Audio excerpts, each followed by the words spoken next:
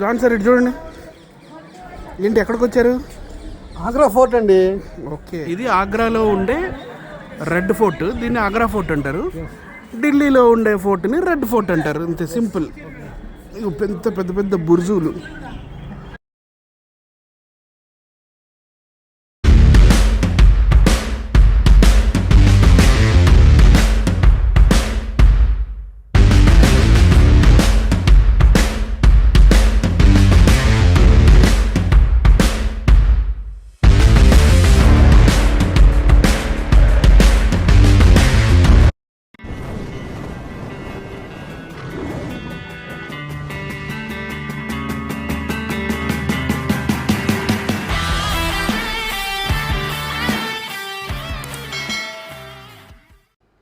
ఇటీవలి కాలంలో జాన్ కొయ్య గారు మరియు నేను ఢిల్లీ నగరాన్ని సందర్శించిన తరువాత తాజ్ ఎక్స్ప్రెస్ ఎక్కి ఆగ్రా నగరానికి చేరుకోవడం జరిగింది. ఆగ్రా నగరంలో ఎన్నో చారిత్రాత్మక కట్టడాలు ఉన్నాయి. అందులో ముఖ్యమైనది తాజ్మహల్ మరియు ఆగ్రా ఫోర్ట్. మొట్టమొదటిగా మేమిద్దరం తాజ్మహల్ను సందర్శించి అక్కడ ఉన్న ఎన్నో విషయాల్ని మేము చూసి ఆ తరువాత అక్కడి నుండి బయలుదేరి ఆగ్రా ఫోర్ట్కి వెళ్ళడం జరిగింది.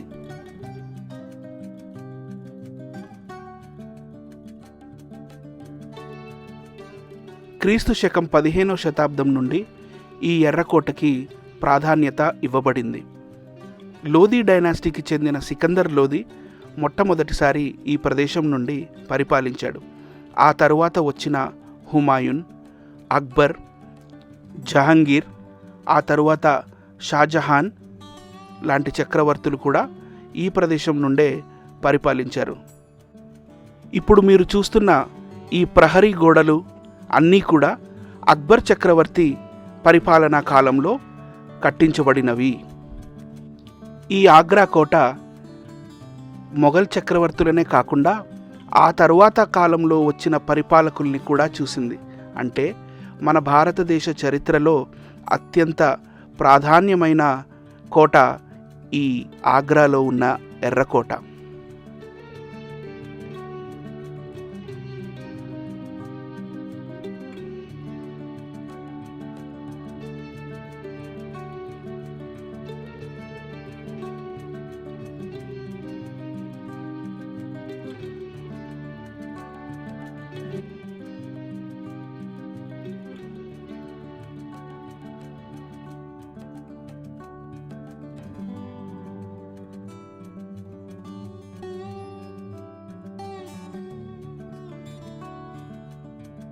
జాన్ సార్ ఇటు చూడండి.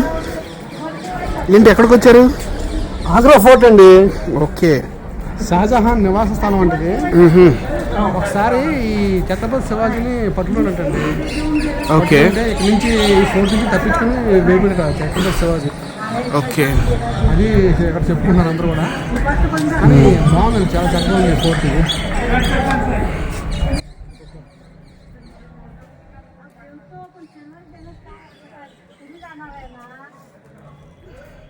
ఇది ఆగ్రాలో ఉండే రెడ్ ఫోర్ట్. దీన్ని ఆగ్రా ఫోర్ట్ అంటారు. ఢిల్లీలో ఉండే ఫోర్ట్ని రెడ్ ఫోర్ట్ అంటారు. అంతే, సింపుల్. పెద్ద పెద్ద పెద్ద బుర్జులు.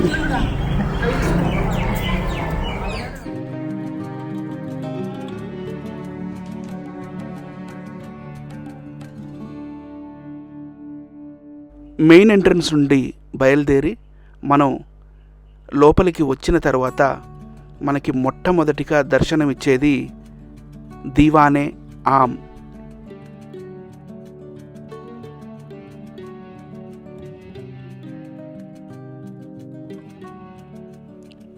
ఆనాటి ప్రజల సమస్యలను పరిష్కరించుకోవడానికి, వారి సమస్యలను రాజు దగ్గరికి తీసుకురావడానికి ఆ కాలంలో నిర్మించబడిన ఆ రాజదర్బారే ఈ దీవానే ఆమ్.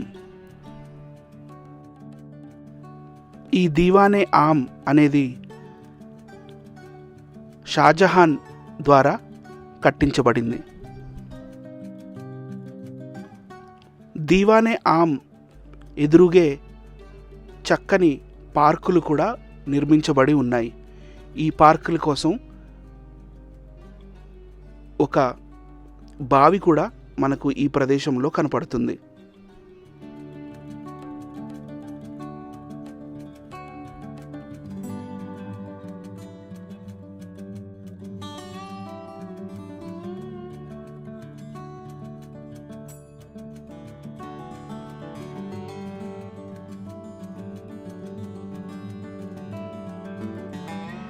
ఈస్ట్ ఇండియా కంపెనీకి చెందిన సర్ రసల్ కాల్విన్ అనే అతని సమాధి ఈ దీవానే ఆమ్ ఎదురుగే కట్టించడం జరిగింది. జాన్ రసల్ కాల్విన్ అనే వ్యక్తి ఈస్ట్ ఇండియా కంపెనీలో లెఫ్టినెంట్ గవర్నర్గా పనిచేసి ఉన్నాడు. అతను ఈ ఆగ్రా ఫోర్ట్లోనే చనిపోవడం వలన అతని పార్థివ దేహాన్ని బయటికి తీసుకెళ్లకుండా ఇక్కడే ఖననం చేయడం జరిగింది.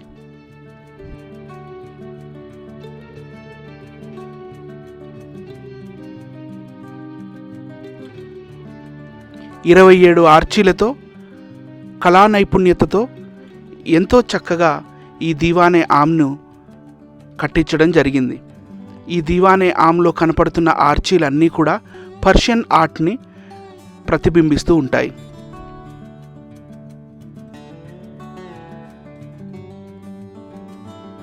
షాజహాన్ పరిపాలనా కాలంలో ఒకప్పుడు ఇదే ప్రదేశంలో నెమలి సింహాసనం అంటే పీకాక్ థ్రోన్ ఉండేది అని చరిత్రకారులు చెప్పడం జరిగింది.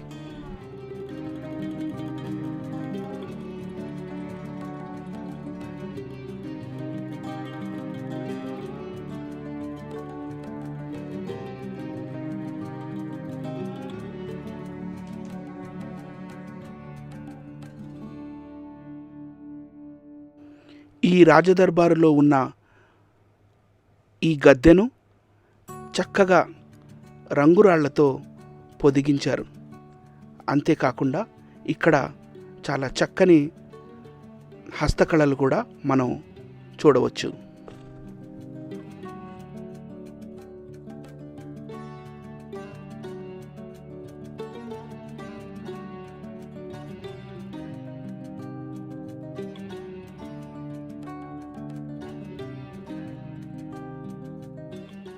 దీవానే ఆమ్కి పక్కనే ఆనుకుని ఉన్న మెట్లెక్కి పైన ఏముందో చూద్దాం రండి.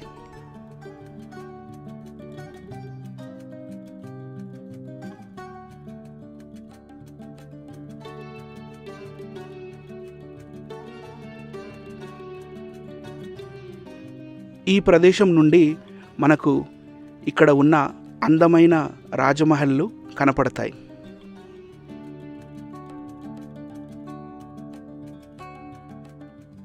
ఇక్కడి నుండి మీకు కనపడుతున్నది దీవానే ఖాస్ అంటే ముఖ్యమైన వారి కోసం కట్టించబడిన రాజదర్బారు.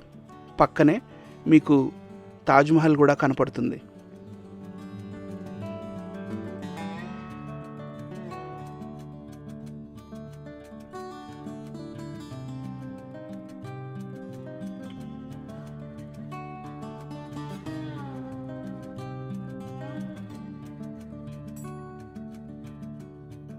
ఆగ్రా ఫోర్ట్లో ఉన్న దీవానే ఖాస్ దగ్గర నుండి తాజ్మహల్ చాలా చక్కగా కనపడుతుంది.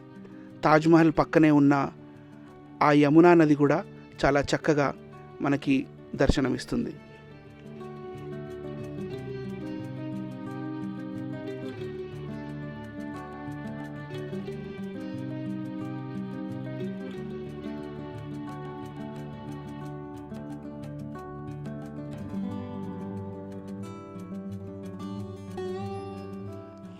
దీవానే ఖాస్ పైన కూడా మనం అద్భుతమైన ఆర్టిస్టిక్ వర్క్ని చూడొచ్చు.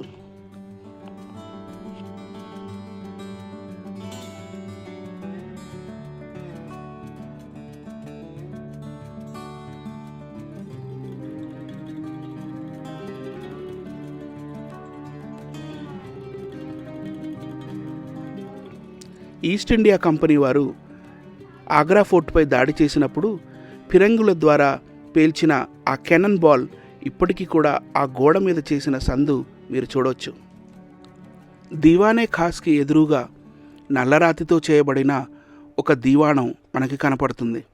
అలాగే దాని పక్కనే దానిని ఆనుకొని ముతమ్మన్ బుర్జ్ అనే ఒక మహల్ కూడా మనకి కనపడుతుంది. ఈ ముతమ్మన్ బుర్జ్ ఏంటో చూద్దాం రండి.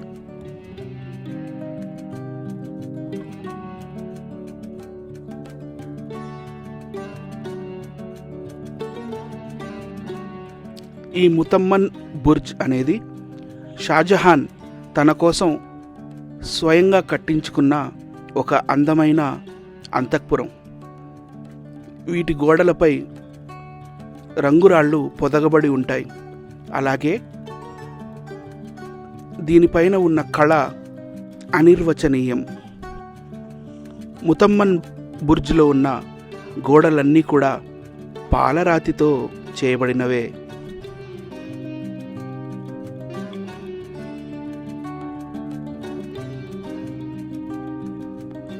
ఔరంగజేబు తన తండ్రి అయిన షాజహాన్ని హౌస్ అరెస్ట్ చేసి ఈ ముతమ్మన్ బుర్జ్లోనే ఉంచాడు. షాజహాన్ తన ఆఖరి సంవత్సరాలలో లేదా ఆఖరి రోజులలో బెంగపెట్టుకొని తాజ్మహల్కి వెళ్ళి చూస్తూ, ఈ ముతమ్మన్ బుర్జ్ నుంచి తాజ్మహల్ని చూస్తూ ఇక్కడే చనిపోయాడు.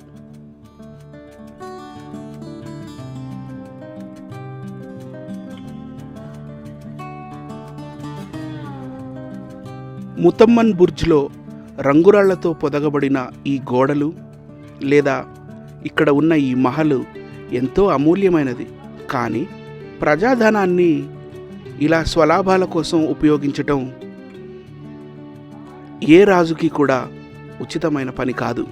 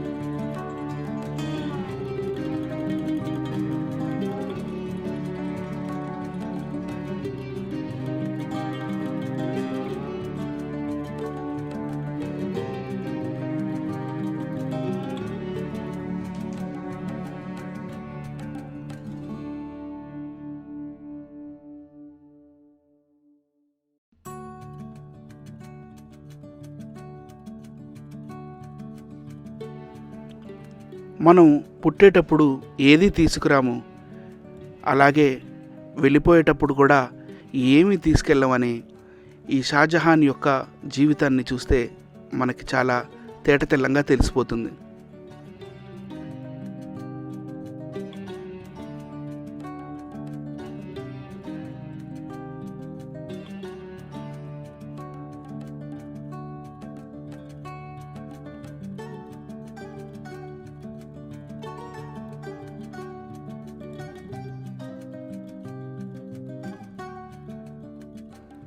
ఈ ఎత్తైన కోటగోడలు చూస్తుంటే ఎంత పెద్ద చక్రవర్తి అయినా, ఎంత పెద్ద వీరుడైనా అతనికి ఎంతటి అభద్రతా భావం ఉంటుందో మనకి ఇట్టే తెలిసిపోతుంది.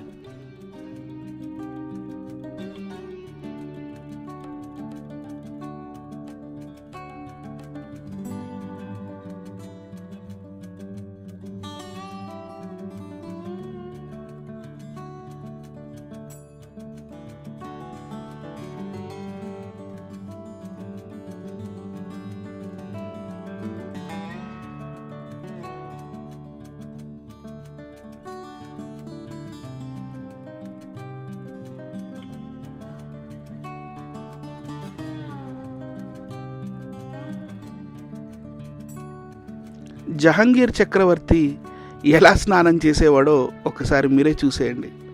మీ కళ్ళెదురు కనపడుతున్నది బాత్ టబ్.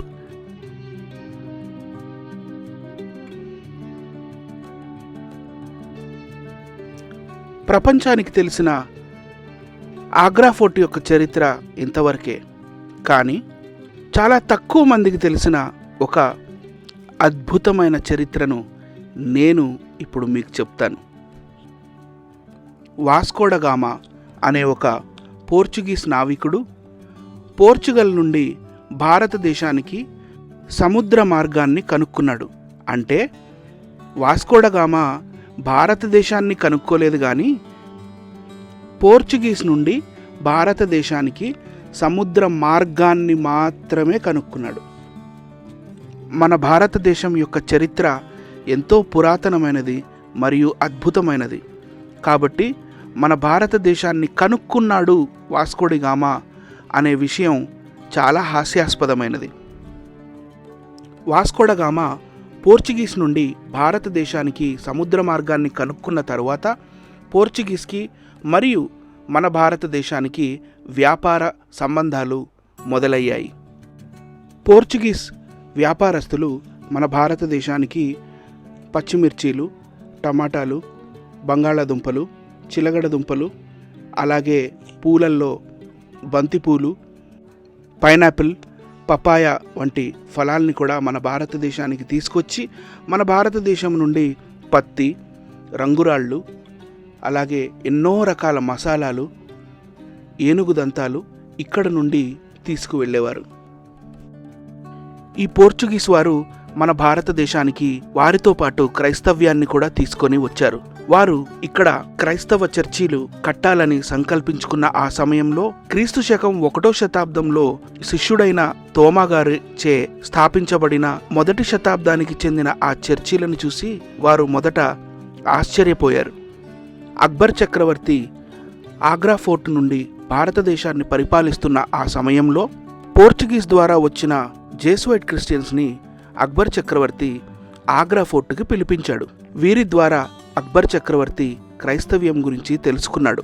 అక్బర్ చక్రవర్తి ఆగ్రా ఫోర్ట్ నుంచి పరిపాలిస్తున్న ఆ కాలంలో అంటే 1598 సంవత్సరంలో క్రైస్తవుల కోసమని ఒక అక్బర్స్ చర్చ్ అనే ఒక క్రైస్తవ మందిరాన్ని కూడా నిర్మింపజేశాడు. మీ స్క్రీన్ మీద మీరు చూస్తున్నది నేటి అక్బర్స్ చర్చ్. అక్బర్ చక్రవర్తి కుమారుడైన జహాంగీర్ ఒక సమయంలో క్రైస్తవ్యంలోకి వచ్చే పరిస్థితులు నెలకొన్నాయి. జహాంగీర్ ఒకవేళ క్రైస్తవ్యాన్ని స్వీకరిస్తే అతను చక్రవర్తి అవ్వలేడు. కనుక జహాంగీర్ తమ్ముళ్ళైన తహ్మూరాస్, బైసంఘార్ మరియు హోషాంగ్ మిర్జాకి ఆ కాలంలో ఇదే ప్రదేశంలో ఉన్న చర్చిలో ఫాదర్ జెరోమ్ జేవియర్ గారి ద్వారా బాప్తిజం ఇప్పించారు. వారు బాప్తిజం తీసుకున్న తరువాత తహ్మూరాస్ కాస్త డాన్ ఫిలిప్గా, బైసంగార్ డాన్ కార్లోస్గా మరియు హోసాంగ్ మిర్జా డాన్ హెన్రిక్గా పేర్లు కూడా మార్చటం జరిగింది. బాప్తిజం తీసుకున్న తర్వాత వీరిని అంగరంగ వైభవంగా ఈ చర్చి నుండి ఆగ్రా ఫోర్ట్కి ఏనుగు అంబారీపై ఎక్కించి తీసుకురావడం జరిగింది. అక్బర్ తర్వాత జహాంగీర్ చక్రవర్తి అవ్వాలనే ఆ కుయుక్తితో జహాంగీర్ వారిని క్రైస్తవ్యంలోకి మార్చాడన్న సంగతి ఆ సమయంలో వాళ్ళు గ్రహించలేకపోయారు. తరువాత కాలంలో షాజహాన్ చక్రవర్తి అయిన తర్వాత షాజహాన్ 1635 సంవత్సరంలో ఈ అక్బర్ యొక్క చర్చిని ధ్వంసం చేయడం జరిగింది. ఆ తర్వాత కాలంలో మళ్ళీ షాజహాన్ దగ్గర నుండే పర్మిషన్ తీసుకొని ఈ చర్చిని మళ్ళీ కట్టడం జరిగింది. ఇలా ఈ చర్చ్ ఎన్నోసార్లు ధ్వంసానికి గురి అయింది. ఆ తర్వాత మళ్ళీ తిరిగి కట్టడం జరిగింది. అలా ఈ ఆగ్రా ఫోర్ట్ మన భారతదేశంలో ఎన్నో ఒడిదుడుకుల్ని చూసింది, ఎంతో చరిత్రను చూసింది. Thank you.